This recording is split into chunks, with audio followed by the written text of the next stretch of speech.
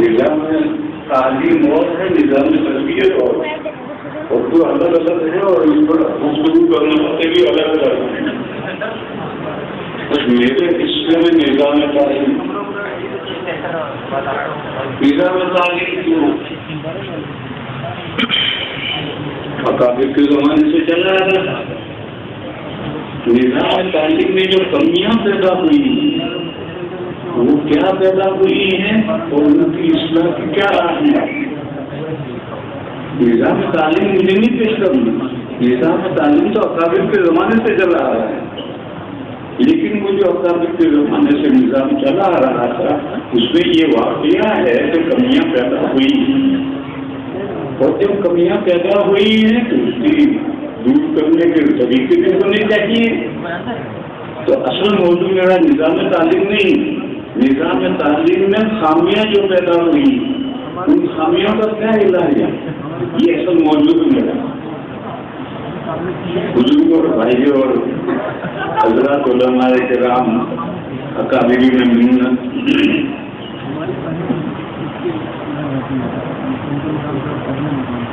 پہلے دورے کے بعد کچھ نہیں پڑھایا جاتا. دورے کے بعد دارو لکھتا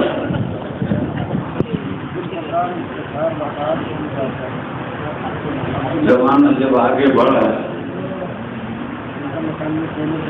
تو طلبا میں کمزوریاں ہیں. اس کمزوریوں کو دور کرنے کے لیے تکمیلات کے درجے شروع کیے. ایک مثال ہے، 7-8 منزلہ ایک عمارت ہے، وہ موٹی ہو گئی، کمزور ہو گئی. آرکیٹیکٹ کو بلایا، اس نے کہا 4 منزلیں اور اوپر چڑھا دو. تو یہ مسئلے کا حل ہو. آرکیٹیکٹ یہ کہے کہ اس پوری عمارت کو ڈھا دو اور صحیح مضبوط بنیادوں پر اسے کھڑا کرو تو کوئی حل ہے. اس نے کہا 4 منزلوں میں چڑھا دو تو پہلے یہ کمزور کی اور کیا پڑے گی. اس لیے میرے بھائیوں یہ جو تکمیلات کے شعبے ہیں اسے کوئی حاصل نہیں ہونے والا، کچھ بھی نہیں حاصل ہونے والا. ایک جماعت کے لوٹنے کا قصہ ہے کہ وہ ہمیشہ بڑے اسٹینجوں کو جاتا تھا اور لوٹا ایک جگہ رکھ کر دور بیٹھتا تھا تو لوٹے میں کوا کر کے پہنچ مارتا تھا، اس کو جوتا کر دیتا تو پانی پھینک دیتا تھا اور گھر آ کر ماں سے کہتا تھا پانی دے. ارے کیا ہوا؟ کیوں؟ تو کوے نے جوتا کر دیا. اس کی ماں پانی دیتی کہ وہ اس لیے کرتا تھا. ایک دن اس نے آ کر پانی نہیں مانگا تو اس کی ماں نے کہا کہ آج کوا نہیں آیا تھا. کہنے لگا آج تو میں نے کوے کو دھوکہ دیا، پہلے استنجا کیا پھر بھگا.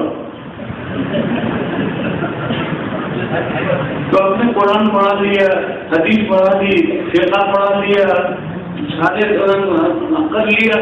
اب آپ تکمیل ادب کر رہے ہیں، تکمیل علوم کر رہے ہیں، تکمیل تفسیر کر رہے ہیں، وہ تو سب پڑھا چکے ہیں. ابھی کہیں کی تکمیل کر کے کیا کرو گے؟ کیا حاصل ہے؟ لہٰذا میرے بھائیوں سب سے پہلے تو جو ہمارا 7 یا 8 سالہ ڈھانچہ ہے یہ ڈھانچہ کمزور ہو گیا ہے، اس کو مضبوط کرنے کی ضرورت ہے. اگر آپ اس کو مضبوط کر دیں گے اگر کسی تکمیل کی کوئی ضرورت نہیں. اور اگر آپ کو تکمیل کی ضرورت ہے تو آپ اس کا دروازہ کھولیے کہ دورے سے پہلے کوئی طالب علم تکمیل کرنا چاہے ادب کی، علوم کی، تفسیر کی، فقہ کو چھوڑ دیجیے، ان کی تکمیل کرنا چاہتے ہیں دورے سے پہلے تو اس کے لیے گنجائش پیدا کیجیے تاکہ وہ ان سے تمام زیور سے آراستہ ہو کر کے وہ آگے پیچھے پڑھے، آگے فقہ پڑھے. سب کچھ پڑھ جانے کے بعد دوسری کا کیا فائدہ ہے؟ ادب پڑھنے کا کیا فائدہ ہے؟ ارے پہلے ادب پڑھاؤ تاکہ قرآن مجید کو سمجھے. اس لیے اگر آپ درجہ بندی سے مجبور ہیں، معذور ہیں تو کم از کم اتنی گنجائش تو پیدا کیجیے کہ اگر کوئی طالب علم ذہین سمجھدار ہے اور وہ دورے سے پہلے ہی تکمیلات کو، خاص طور پر تکمیل علوم کو اور تکمیل ادب کو اگر پڑھنا چاہتا ہے تو اس کو آپ اس کو موقع دیجیے. ताकि उन तकमीलों का कोई फायदा उसको दौरे में हासिल हो। इस मोदी का सूरत में तकमीलों का कोई फायदा नहीं। तो मैंने कही रहा था कि जो हमारा ढांचा है वो ढांचा कमजोर पड़ गया है, इसको मजबूत करने की कोशिश करो। ढांचे के दो हिस्से, एक हिस्सा है आलमिया का हिस्सा है नदी का और ये मंजिल से लेकर के दौरे तक का ये दो हिस्से। इनमें पढ़ने का दर हकीकत अरबी तहारुम तक पढ़ना है, और अगर अरबी तहारुम तक बच्चा कमजोर रह गया तो आगे भी उसे जीतना ही जीतना। कितना भी शौक पैदा हो जाए आगे क्या करेगा? हाशिया उसकी समझ में नहीं आ रहा, मुताला करता है आगे को समझ में नहीं आ रहा, उस्ताद के सामने बैठता है तो पूरी बात कर लेनी पड़ती, तकरार करे तो हाथापाई के बगैर क्या करे? तकरार में हाथापाई हो क्या होगा? सबक तो आया नहीं। बस असल जो पढ़ने का मसला है वो अरबी का करूँगा। तमाम मदारिस से इस्लामी अरबिया से ये गुजारिश है कि आप इस मसले को समझें और इस तरफ तवज्जो करें। देखो अरबी तहारुम तक बच्चे में शौक नहीं हुआ, इन बात माशाअल्लाह कोई बच्चा हो सकता है शौक वाला, बातें अरबी तहारुम तक शौक नहीं होता। बगैर शौक के पहले ये इब्तिदाई दर्जा पढ़ते थे, इनमें भी शौक होता, अब नहीं होता। पहले तलबा घर से पढ़ने के लिए अपने शौक से निकलते थे, अब अपने शौक से निकलते। अब तो उनके माँ बाप दीनदार हैं, वो चाहते हैं कि बच्चा मौलवी हो जाए तो मेरा भी भला हो जाए, इसका भी भला हो जाए। तो वो माँ बाप के शौक से आते हैं, बच्चों को कुछ नहीं करना। जब बच्चों में शौक नहीं है तो फिर अब क्या लफ्ज़ इस्तेमाल करूँ? लफ्ज़ इस्तेमाल करते हुए डर मालूम होता है। शौक नहीं तो खौफ की निशानी है, जो खौफ है। लेकिन खौफ लकड़ी और डंडे का नहीं, उसका जमाना चला गया। अब पूरी दुनिया की हवा बदल गई, अब डंडे के खौफ का जमाना रहा नहीं है। अब तो खौफ दो हैं, एक खौफ है उस्ताद की महारत फन का खौफ। उस्ताद मालूम नहीं पूरी किताब में मुझे कहा जो कुछ लेते, तो एक तो उस्ताद की महारत फन का खौफ बच्चे पर होना चाहिए। दूसरा अरबी तहारुम तक हर किताब का सबक सुनना चाहिए और इबादत पढ़वानी चाहिए। हर तालिब इल्म के अंदर ये इस्तेदाद होनी चाहिए, कोई इबादत पढ़े और हर तालिब इल्म से सबक सुना जाए, ये खौफ होना चाहिए। बस ये मेरे मुराद है खौफ से डंडे वाला खौफ नहीं, ये खौफ है। और अगर कोई तालिब इल्म कानून में नहीं आता, इबादत देखते नहीं आता, पिछले सबक उसने याद नहीं किया, तो मुझे भी इसकी जिम्मेदारी है कि मोहतरम साहब को इत्तला कर दे कि बच्चा मेरे काबू में नहीं आ रहा। आगे मोहतरम की जिम्मेदारी है, वो क्यों नहीं कहता? लकड़ी में इस्तेमाल करो। अब वो जमाना खत्म हो गया, अब नाजरे में भी लकड़ी नहीं इस्तेमाल करनी, एक सौ क्लास में भी लकड़ी नहीं इस्तेमाल करनी, अरबी तहारुम में भी लकड़ी नहीं इस्तेमाल करनी। जो बच्चा काबू में आ रहा है मोहतरम को इत्तला कर दो, उससे निपटना उसके या तो उसके बाप को बुला कर वो मसला हल करेगा, अगर बाप से भी नहीं हल हुआ तो ले जाए अपने बच्चे को किसी और मदरसे में। एक जगह मदरसे में, एक मदरसे में बच्चा काबू में नहीं आ रहा, दूसरे मदरसे में आ जाता है। एक हदीस है, अगर किसी की बानुगी ज़िना करे तो सजा जारी करो, दूसरी मरतबा करे सजा जारी करो, तीसरी मरतबा करे सजा जारी करो, चौथी मरतबा करे सजा जारी करो, फिर उसके बाद जेल दो, चाहे बालों की रस्सी के बदल बिके, 4 पैसे में बिके तो उसे दे दो। जब ये हदीस हम पढ़ाते हैं तो तालिब इल्म ये इश्काल करता है तो 4 मरतबा तो यहाँ ज़िना किया, अब उसको टेक दिया तो वहाँ जाके 5 मरतबा ज़िना करेंगे, क्या फायदा हुआ उसको टेक देने से? तालिब इल्म सवाल करते हैं कि 4 मरतबा उसने यहाँ ज़िना किया और उसको टेक दिया, تو اس کی عادت تھوڑی بدلے گی، تو باقی مطلب آ جاتے نہ کرے گی۔ تو ہم یہ جواب دیتے ہیں کہ یہ محلہ کنٹرول نہیں کر پا رہا، وہ 5 جائز دے دے گا، وہ محلہ تو سیدھا کر دے گا، وہاں دینا نہیں کر سکے گی وہ، یہ محلہ پر کنٹرول نہیں کر پا رہا، اس کے بار بار دینا کر پاتی ہے، لیکن جب اپنے محلہ کے بعد جائے تو سیدھا کر دے گا۔ تو اسی طریقے سے میرے بھائیوں سمجھنا چاہیے کہ ایک بچہ ایک مدرسے کے قابو میں معتمدین کے اساتذہ کے قابو میں نہیں آتا، اس کے بعد کو کہو بیٹے جاؤ کہیں اور داخل کرو، جو مجھے جان کر کے کہیں اور داخل کرتے ہیں تو اس مدرسے کے نظام کے اندر وہ قابو میں آ جاتا ہے۔ مجھے یاد آیا حیدرآباد میں ایک بھائی جمیل تھے، ان کے پاس ہو گئے ان کے کتنا بدماش سے بدماش بچہ ہو، اس کو ان کے یہاں جا کر داخل کر دو، اس کو ٹھیک کر دو۔ بھائی جمیل کے حیدرآباد کے لوگ جانتے ہیں حضرت شیخ مولانا زکریا صاحب جو لوگوں کے مریدین میں سے تھے، خانقاہ میں آتے تھے، اسے نام کے حلق سے واقف ہوئے، وہ تمام بدماش شریف بچوں ہی کو اپنے داخل کرتے، اس کو قابو کرتے تھے، اس کو ٹھیک کرتے تھے۔ تو لہٰذا اگر محتمین بچہ قابو میں استاد سے آتا ہے نہ محتمین کے قابو میں آتا ہے تو آپ کو بلا کر اپنا بچہ بھی کون لے کر آتے ہیں، لیکن لکڑی استعمال کرنے کا زمانہ چلا ہے، لیکن جو پرانے اساتذہ ہیں وہ ابھی یہ ٹھیک نہیں ہے، زمانہ بہت بری چال چل رہا ہے، اور یوروپ اور امریکہ کے اندر تو فوراً استاد کو جیل میں کر دیں گے، یہاں ابھی وہ دور نہیں آیا ہے مگر آ جائے گا، لہذا ہم پہلے سے نہیں خبر نہ کریں۔ اس لیے میں کہہ رہا تھا کہ خوف ہونا چاہیے استاد کا، تو استاد سبق سنیں، استاد آگے پڑھ رہا ہے۔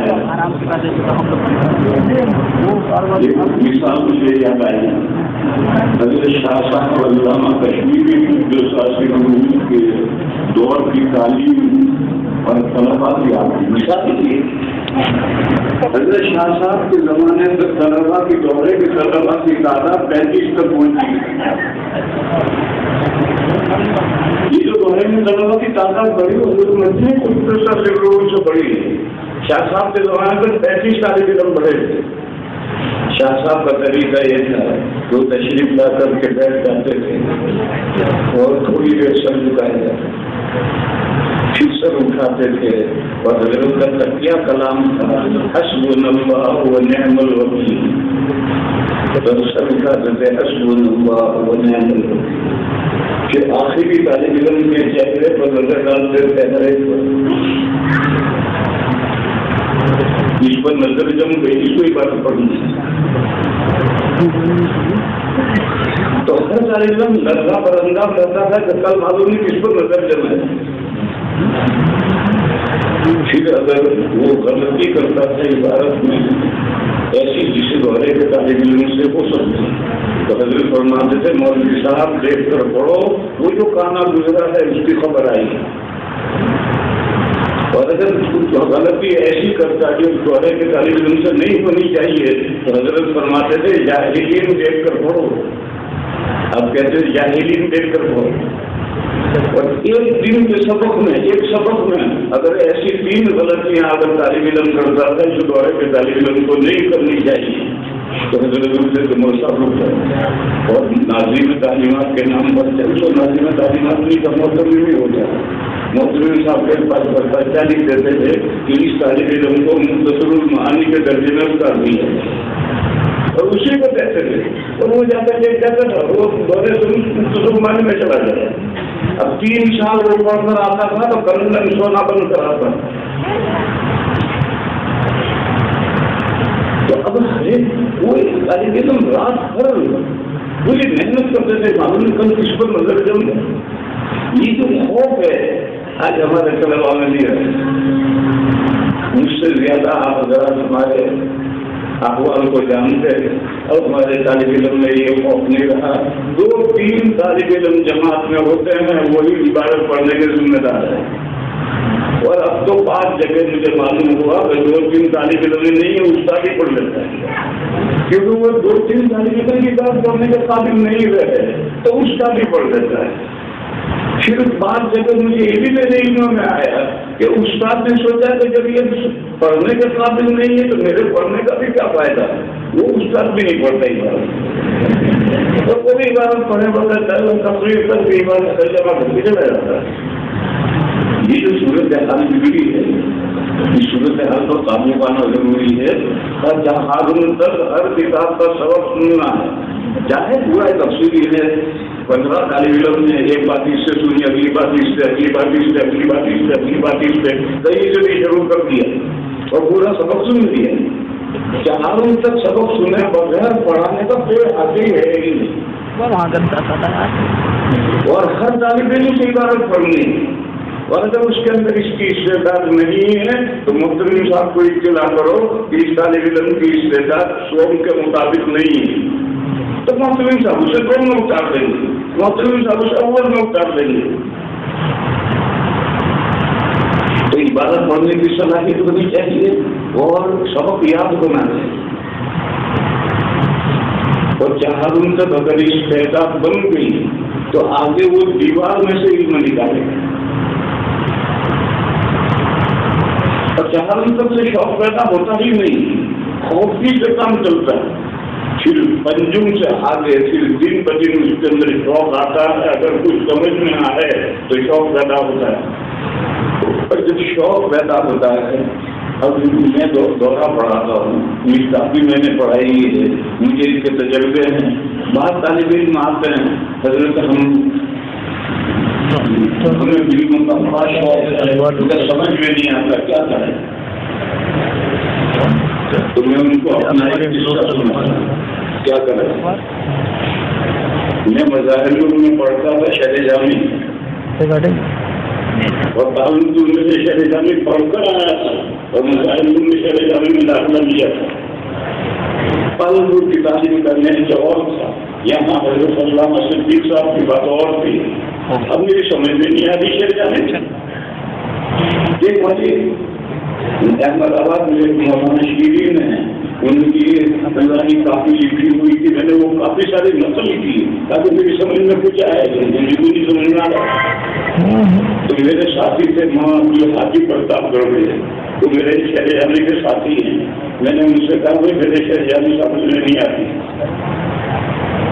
کہنے لگے تمہارا نہ وہ کمزور ہے، میں نے وہ کمزور ہے جس کو پہلوان کیسے بنا سکتے ہیں، کہیں نیچے سے پڑھنا پڑے گا، ان کا بہت اچھا، میں اثر کے بعد گیا اور کتب خانہ یہ میں سے نووی خرید کے لایا، اور ان سے میں نے کہا مجھے پڑھاؤ، اب شہر جامع سبق میں جاتا ہوں لیکن توجہ نہیں، اب اتنا وہ بھی وہ مجھے پڑھاتے تھے، ہم نے رکھتا تھا اور یاد کرتا تھا، انہوں نے نحو عمل پڑھائی، اس کے بعد میں شرح نحو عمل پڑھائی، مجھے شرح جامع سمجھ میں آنے لگی،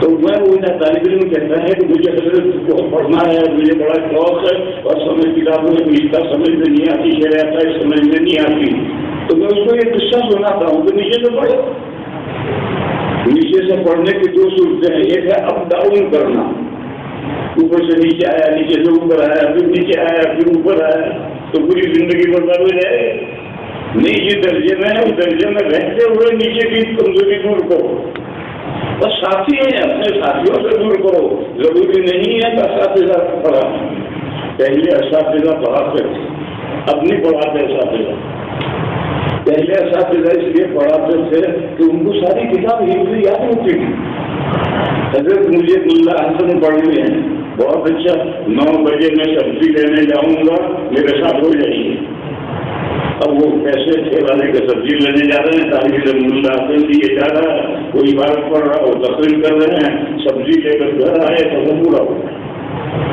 ان کو کوئی انتظام نہیں کرتا، ان کو یاد تھا، آج صورت حال یہ کہ ہمارے اساتذہ کوئی کتاب یاد نہیں، ان کو مطالعہ کرنا ہے، تو 4-5 تو مدرسے نے کتابیں دے رکھی ہیں، اب یہ طالب علم کہتا ہے کہ مجھے پڑھاؤ، وہ کہتا مجھے پڑھاؤ، وہ کہتا مجھے پڑھاؤ، کتنی کتابوں میں مطالعہ کر رہے ہیں، اس لیے اس زمانے میں اساتذہ نہیں پڑھا پاتے ہیں کیونکہ اساتذہ کو کتابیں تو یاد ہے نہیں اور مطالعہ کرنے کے بعد ان کے پاس وقت نہیں ہے. لیکن ساتھیوں سے پڑھنے سے نہیں پڑھی ہے، اپنی کمی دور ہوتی ہے. میں نے اپنے ساتھی مولانا عبدالحاجی صاحب مدعا ضرور سے میں نے پڑھ کر کے اپنی کمی دور کی. بہرحال کہنا یہ ہے کہ شوق تو پیدا ہوتا ہے بعد میں. دیکھو پرانے زمانے میں مدرسے کے بعد طلبا نہیں تھے. مجھے یاد ہے جب میں جب یہاں طالب علم تھا تو عربی کے 800 طالب علم تھے. اس دارالعلوم میں عربی کے 800 طالب علم تھے جب میں طالب علم تھا. آج 10,000 طالب علم امتحان داخلہ کرتے ہیں. اور اس زمانے میں ہم امتحان لیتے تھے تو کسی کو واپس نہیں کرتے، ہر ایک کا داخلہ کرنا. اگر کامیاب ہو گیا تو مطلوبہ کر گیا، اگر فیل ہو گیا 25 کا اس زمانے میں 50 تھے، 25 کا 30 اوسط آیا تو ممتحنہ کر گیا، 25 کا 20 آیا تو ممتحنہ سے بھی 1 سال نیچے داخل ہر ایک کو کریں گے. اور 20 سے بھی نیچے آئے ایسا تو ہوتا ہی نہیں. یہ میری مدرسی کی ابتدائی زمانے کا یہ طریقہ تھا کہ ہم کسی طالب علم کو ریجیکٹ نہیں کرتے تھے، ہر ایک کا داخلہ کرتے تھے. یا تو ممتحنہ میں داخلہ ہوگا، مطلوبہ میں داخلہ ہوگا، نہیں تو ممتحنہ میں ہوگا، نہیں تو 1 سال نیچے ہوگا. اب 10,000 طلبا آتے ہیں، 12,000 طلبا درخواست دیتے ہیں. اگر ہم سب کو داخل کر لیں گے تو کہاں رکھیں گے اور کس طرح کام کریں گے؟ سوال یہ کہ اتنی تعداد علم دین حاصل کرنے والوں کی اتنی تعداد بڑھ کیسے گئی؟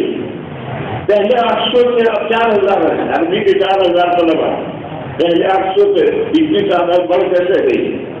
اس کا جواب یہ ہے کہ پہلے طلبا اپنے شوق سے پڑھتے تھے، بہت کم ماں باپ کے شوق سے پڑھتے تھے. اب زیادہ تر طلبا ماں باپ کے شوق سے پڑھتے ہیں، اپنے شوق سے نہیں پڑھتے. کیوں؟ ماں باپ دیندار ہوا، تبلیغ جماعت کی محنت سے یا علماء کی محنت سے باپ دیندار ہوا تو وہ سب سے پہلے اپنے اولاد کے بارے میں سوچتا ہے. پہلے حفظ کا بھی رواج نہیں تھا، بہت کم لوگ حافظ ہوتے تھے. اب اتنے حفظ کے درجات ملک کے اندر ہیں کہ حافظ بناتے بناتے تھک جاتے ہیں. پہلے یہ حفظ نہیں تھا. میرے پالنپور میں میرے خیال میں جب سے دنیا وجود میں آئی ہے ایک حافظ نہیں تھا. ہم نے 3 ساتھیوں نے دوہرے کے بعد پہلا حفظ کیا ہے پالنپور میں. آج وہاں جاؤ گاؤں حفظ تلاش ہے. تو کیسے ہیں؟ یہ بچے کا شوق ہے؟ بچوں کا شوق نہیں ہے، ان کے ماں باپ کا شوق. اب بچہ تو چھوٹا ہے، مجبور ہے. اب چل کر بندے کا مجھے تاج پہننا ہے، باپ کو تاج پہننا ہے، بچے ڈنڈے کا ہے، بچہ تاج پہنے ابا. لیکن بچہ پیارا بچہ ہے، اسٹار سختی کرتا ہے تو 90% ریزلٹ ہاتھ آ جاتا ہے. 100 بچے بیٹھتے ہیں تو 10 نہیں حفظ کر پاتے، 90 حفظ کر لیتے. اگر آپ یہ باپ کو پابندی ہٹا تو ایک بچہ مدرسے نہیں ہوتے تو بن جائے گا. کون سا بچہ ہے اس کو حفظ کرنا کرنا ہے؟ کوئی بھی نہیں ہوتے تو باپ کے شوق سے کرتے ہیں. پھر جب اس نے حفظ کر لیا تو باپ کو سبق دکھاتی کہ مجھے پگڑی بن گئی اور سبق مل گئی، باپ کو نہیں ہو گیا تو اس نے قرآن ساتھ میں ہاتھ میں رکھ دیا، کبھی نہیں پڑھے گا. اگر دور پکا ہوا ہے تو رمضان میں ایک پڑھا ہے کر لینا، اور اگر دور کچا رہ گیا تو رمضان میں ایک لکھ گئے. پھر جب اس نے حفظ کر لیا تو اب بچہ یہ باپ چاہتا ہے کہ بچہ مولوی بن جائے تو آج تو مجھے جنت تو مل گیا ہے، آدھی جنت بھی مجھے مل جائے. اب بچے سے کہا جب مولوی بن، اب بچے بیچارہ مدرسے میں آ کر پڑھتا نہیں، پڑھا ہے. کیونکہ باپ تو 8 سال تک گھر میں کچھ نہیں دے گا، روکے گا نہیں. جب مدرسے میں جائے جب جب ہمارا کر کے مدرسے میں آ کر کے پڑھنا ہے تو پڑھنے سے تو علم نہیں آتا ہے، علم تو پڑھنے سے آتا ہے. جو پہلی وہی ہے جس کا مخاطب امی ہے، اس کا پہلا درد ہے اس کا پڑھو تو پڑھنے سے علم آتا ہے. مدرسے میں پڑھے رہنے سے تھوڑی علم آتا ہے. لیکن اب صورت آنے کے کوئی بڑا ہو گیا، سجدہ آزاد ہو گیا، اس کا دندا بجا نہیں سکتا، سبزی کر نہیں سکتا، باپ گھر اس سے نہیں سکتا. تو میں نے پڑھا ادھر کی چلتی ہے نہ ادھر کی چلتی ہے. لیکن کنجوم کے بعد اگر اس کے سمجھ میں کتاب ہے تو کنجوم کے بعد میں اس کا قدرتی شوق پیدا ہوتا ہے. تجربے کی بات کر رہا ہوں، شوق پیدا ہوتا ہے. لیکن شوق پیدا ہونے کے بعد اگر اس کی کتاب سمجھ میں آئے، حاشیہ سمجھ میں آئے، استاد کی بات سمجھ میں آئے اور استاد کی طرف سے پابندی ہے، سبق سنانا ہے، عبادت پڑھنی ہے، تو انشاءاللہ وہ کامیاب ہوگا. اور دوہرے تک پہنچانے سے پہلے جتنے ضروری باتیں ہیں جو مومن جو معامل ہیں وہ آپ پڑھنے کا موقع دیجیے. اس کو آپ کی درجہ بندی کے اندر اس کی گنجائش پیدا کیجیے. جو تفصیل اندر پہلے کرتے پھر دوڑا پڑے، تفصیل علوم پہلے کرتے پھر دوڑا پڑے.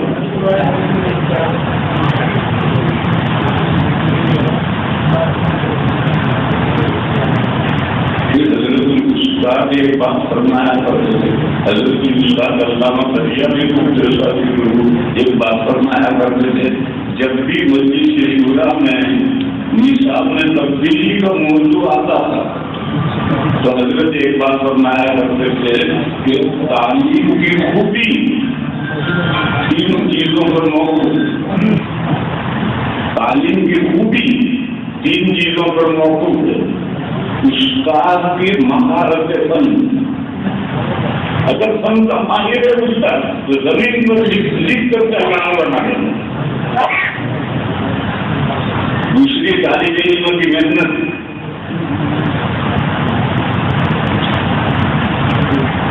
اور تیسری نصاب کی عمدگی ہے.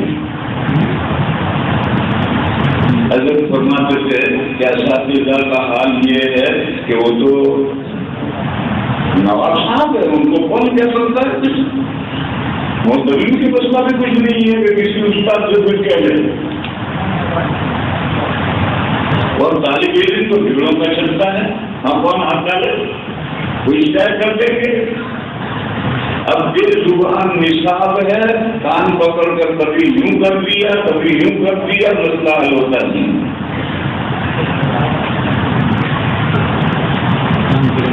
تو حضرت یہ فرماتے تھے کہ دو چیزیں اصل بنیادی ہیں، ان میں اگر کمی آ جائے گی تو نصاب کی عمدگی سے کچھ نہیں ہونا. ایک استاد کی مہارت فن کی، ایک استاد نے ہدایت کو پڑھا رہا ہے، 3 سال ہدایت کو پڑھائی. آپ سالانہ کا خرچہ اس استاد کو دے دیجیے، شاید مشکل سے کامیاب ہو. اسی استاد کو جسے تیسرے سال کے ہدایت کو پڑھائی، سالانہ کا خرچہ اسے دے دو، مشکل سے کامیاب ہو. کیوں اسے پوری کتاب یاد ہی نہیں بتایا تو سر بڑا بھول گیا. تو میں یہ کہا کرتا ہوں کہ اللہ کے بندے 3 سال پڑھانے کے بعد بھی آپ کو کتاب یاد نہیں ہے تو پہلے سال پڑھا کر کے آپ کو طلبہ سے امتحان لینے کا آپ کیا ہے؟ آپ کو 3 سال میں بھی کتاب یاد نہیں ہوئی تو پہلے سال اس میں بڑی کتاب سے امتحان لینے کا کیا حل ہے؟ لہذا میرے بھائیوں بات کڑوی ہے. تمام مدارس کوئی اس میں مستثنا نہیں، تمام مدارس کو سب سے پہلے عربی جہازوں تک پڑھانے والے باکمال اساتذہ ہونے چاہیے جن کو کتابیں یاد ہوں. اور اگر اساتذہ کو کتابیں یاد نہیں ہے تو ان کے پڑھانے میں طلبہ کیا تیار ہے؟ استاد کو پوری کتاب یاد ہونی چاہیے، وہ کسی جگہ پر کہیں سے بات پوچھتے. اور جس کو آج کا سبق یاد ہے دوسرا والے بھول گئے اور آگے سبق میں نے دیکھا ہی نہیں، تو اس سے بات وہاں رستہ طلبہ تیار نہیں ہو سکتے. پھر اس کے ساتھ دوسرا جو عنصر ہے جس پر تعلیم کی خوبی کا بتایا ہے وہ طالب علموں کی محنت ہے، اور طالب علم کی محنت کے لیے اس کے ذرائع اسباب اختیار کرنے پڑیں گے، کیونکہ وہ بات کے دیکھنے کی وجہ سے آیا، اس کا اپنا شوق نہیں ہے، زیادہ خوف پیدا کرنا پڑے گا، اور وہ خوف ہے استاد کی مہارت فن کا، روزانہ عبادت پڑھنے کا، کسی سے بھی عبادت پڑھا لو اور اگلے جو سبق سنو، یہ جو تین خوف ہیں یہ خوف بچے کو آہستہ آہستہ کارآمد بنا چاہیے، اور وقتاً فوقتاً وذکر فإن الذکر تنفع المؤمنین۔ کبھی کبھی نصیحت کے طور جمعرات کو تو ہفتے میں ایک مرتبہ، مہینے میں ایک مرتبہ شوق بھی دلاؤ، شوق دلانے سے بھی اس سے بھی اس کا فائدہ مومنین کو پہنچتا ہے، باقی جہاں ان تک زیادہ فائدہ نہیں پہنچتا، جہاں ان تک خوف سے فائدہ پہنچتا ہے۔ مگر ہمارے مدرسوں کی صورت حال یہ ہے کہ جو ہم مدرس رکھتے ہیں ابتدائی کے لیے تو یہ سوچتے ہیں کہ کم سے کم تنخواہ کون مانگ رہا ہے، اس کو مدرس رکھتے ہیں، عربی اور جہاں ہم تو پڑھانے کا قابل اہلیت نہیں ہے، اس کو کون دیکھے؟ جو جتنے ڈرائیور ہیں مدرسوں کے وہ میکینک نہیں، یہ ڈرائیور ہی میکینک نہیں ہوگا، اب گاڑی کے پہیے میں پینچر ہو گیا، اب وہ کھڑے ہو کر آپ کہہ رہا ہے ان کو کوئی ذرا پینچر ٹھیک کرو، اب وہ ڈرائیور پینچر ٹھیک کرنا نہیں جانتا۔ تو ایسی صورت میں مدرس کو جانچ کر کے بھی یہ اپنے درجے کے پڑھانے کے قابل ہے یا نہیں ہے، اگر اس کا انتخاب صحیح نہیں ہوگا تو پھر تو استاد اور شاگرد مل کر کے سب کبڈی کھیلیں گے۔ ایک تو یہ چیز، دوسری چیز جو خاص یاد رکھنے کی ہے وہ یہ ہے کہ ایک استاد کے پاس عربی تعاون کے بعد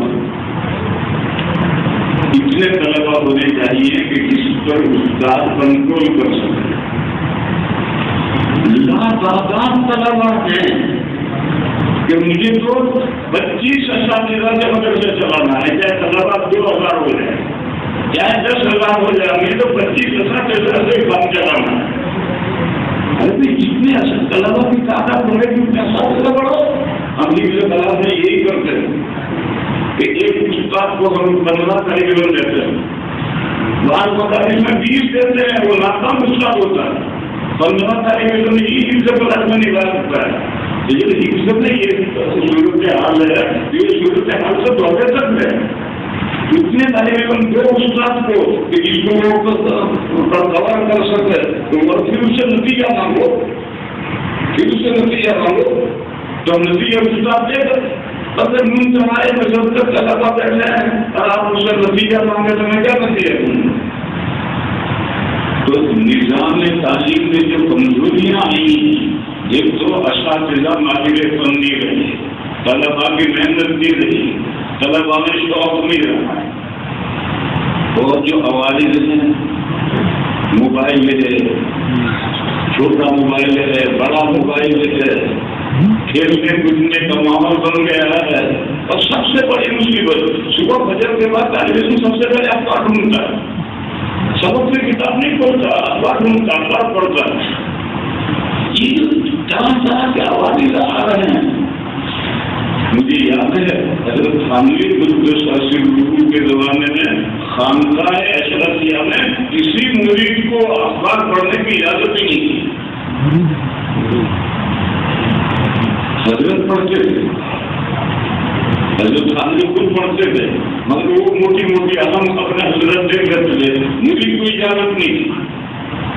اور حضرت یہ فرماتے تھے کہ جو حالات پر اثر انداز ہو سکتا ہے وہ پڑھے اخبار، وہ جو حالات پر اثر انداز نہیں ہو سکتا ہے اس کے اخبار پڑھنے سے کیا فائدہ ہے، جن کو پریشان کرنے کا کیا فائدہ ہے۔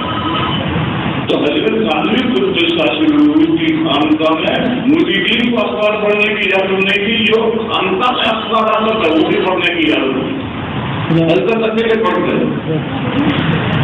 اور آج صورت حال یہ ہے کہ تو فجر کی نماز کے بعد میں فوراً طالب علم اخبار ڈھونڈتا ہے، کتاب نہیں پڑھتا. یہ کچھ عوارض ہیں جن عوارض پر مدرسوں کو نظر رکھنی اور یہ ذمہ داری اساتذہ کی نہیں، یہ ذمہ داری محترم صاحب کی ہے. اور اگر محترم صاحب کنٹرول نہیں کر سکتے تو اس مقصد کے لیے آدمی رکھتے ہیں.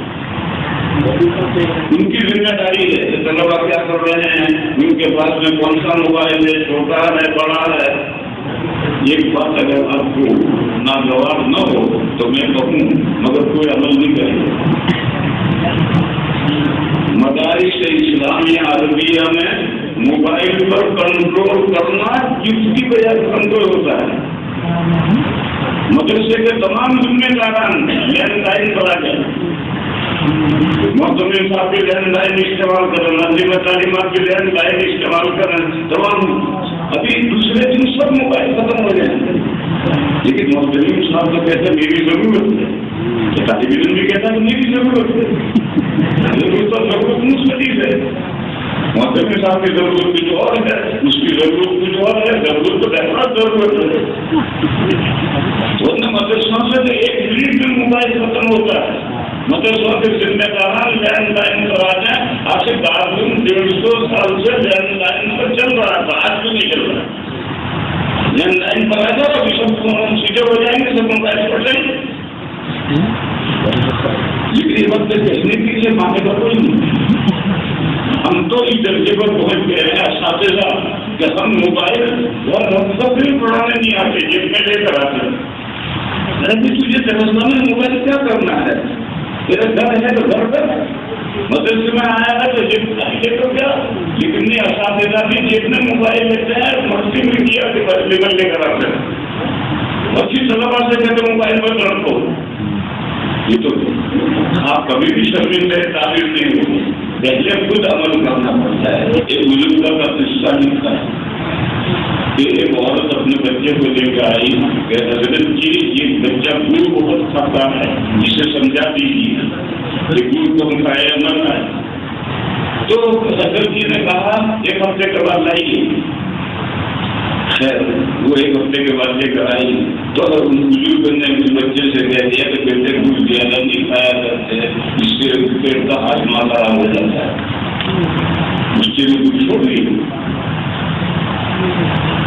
تو اس کی ماں آئی کہ حضرت جی اتنی بات تو آپ پہلے دن بھی کہہ سکتے تھے، ایک ہفتے کے بعد آپ نے یہ بات کہی.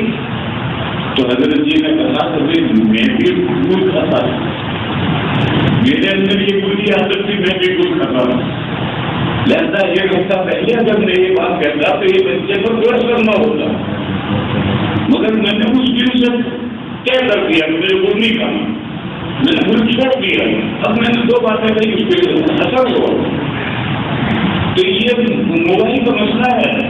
اگر ہم ذمہ داران اساتذہ اور منتظمین اگر ہم لینڈ لائن پر آ جاتے ہیں تو اس کو دور کرنے میں کیا کر سکتی ہیں؟ مگر نہیں، ہم تو گڑ نہیں چھوڑنا چاہتے. ہماری تو ضرورت ہے تو بچہ بھی گڑ نہیں چھوڑے گا، اس کی بھی ضرورت ہے. تو یہ وہ عوارض ہیں جن عوارض کی وجہ سے مدرسوں کی تعلیم پر اثر پڑتا چلا جا رہا ہے. یہ اساتذہ کی مہارتیں کم نہیں رہی. اساتذہ نئے پیدا فارغ ہوئے رکھتے ہیں جن کو پڑھنا ابھی نہیں آتا، وہ پڑھائیں گے کیا؟ تو اساتذہ کی مہارتیں کم نہیں رہی. دوسری چیز یہ ہے کہ اساتذہ جو پڑھاتے ہیں ان کو بھی کتاب یاد نہیں. تیسرا یہ کہ مختلف افراد جو خبر ڈالنے والے ہیں تعلیم کے اندر وہ ہمارے اندر پیدا ہو گئے ہیں، اور سب سے پہلے وہ ہم اساتذہ منتظمین میں پیدا ہو گئے ہیں، طلباء میں بعد میں پیدا ہوئے ہیں. یہ وہ چیزیں ہیں جن پر آپ کریں گے تو آپ کا نظام تعلیم صحیح ہوگا.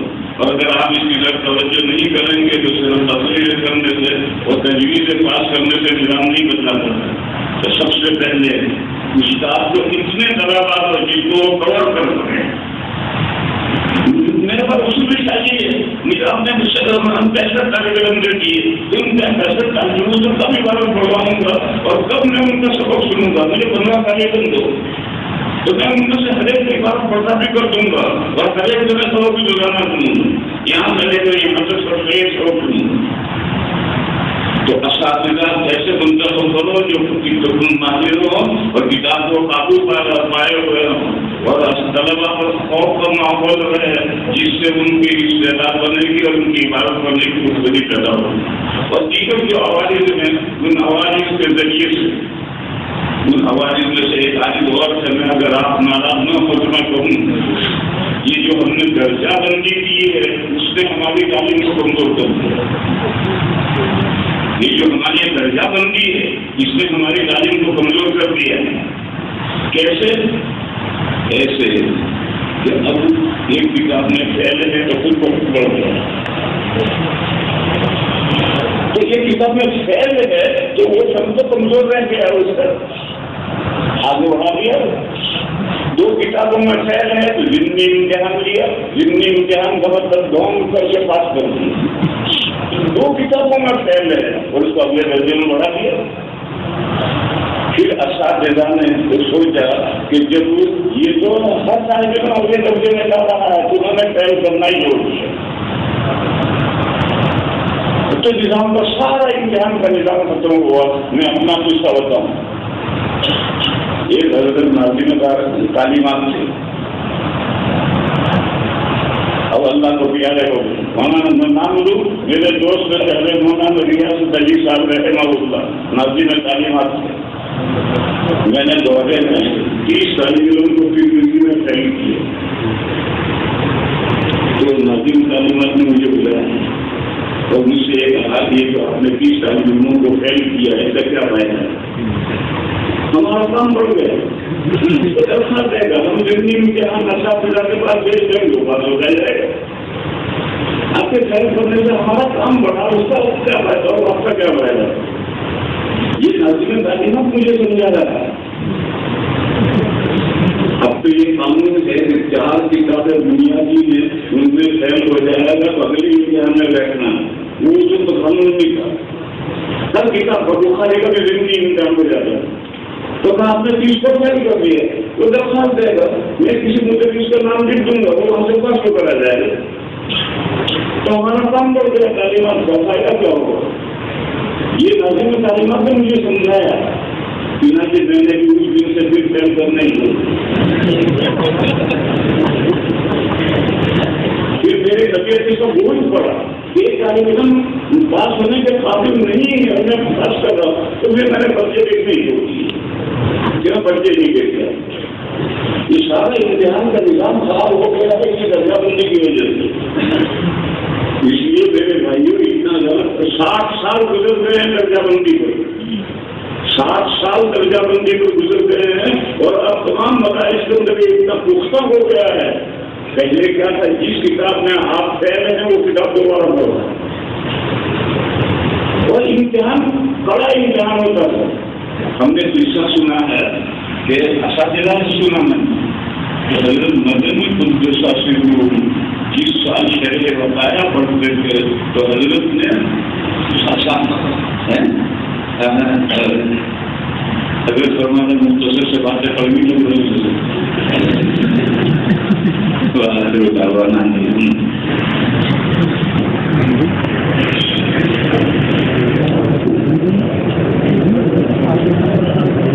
حضرت استاد المحترم دامت برکات